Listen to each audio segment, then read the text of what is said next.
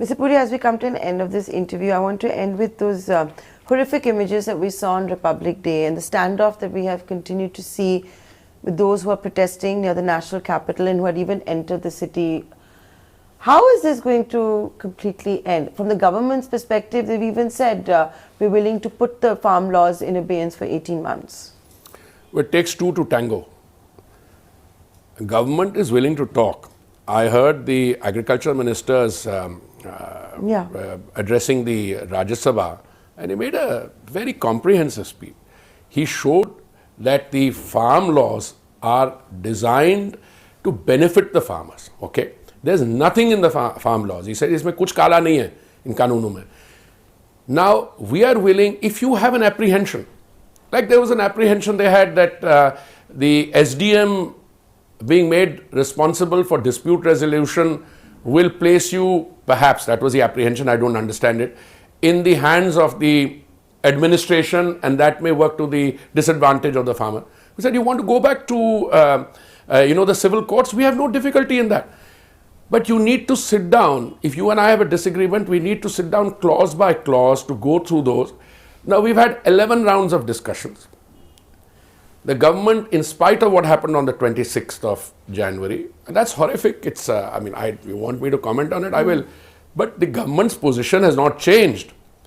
But what has happened is, I think those well-meaning, hard-working farmers have also discovered that their cause has been hijacked by some other elements. Now, when you draw attention to those elements who produced the violence on that day, if you try to drive a tractor like a Ferrari and it jumps and it turns over and the person dies, you can't turn around and say that man was killed with a bullet entry.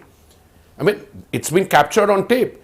Or if you try to undertake vandalism, I mean, there are people with blue turbans and some people who have captured carrying large swords running after policemen or policemen being beaten up. Something like 300 police people were injured. We are willing to put that aside. The law will take its own course. Those who are responsible do that. But put that aside. Let's get back to the negotiating table. And whatever is reasonable, the government, I think, has been very much upfront in terms of showing its willingness. I feel confident that in the coming days, the farmers will begin once again to see the advantage in talking. I'm told that even in the last phase, there were occasions when we came very close to it. I mean, when they took a vote, it was a few people, a lot of people, farming unions thought it was all right.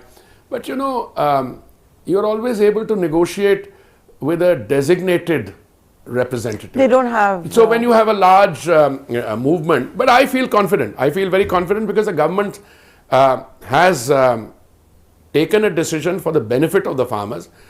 And I think that will be understood by them. And if any tweaking is to be done, as I said, there's nobody standing on formality or ego. That can easily be tweaked.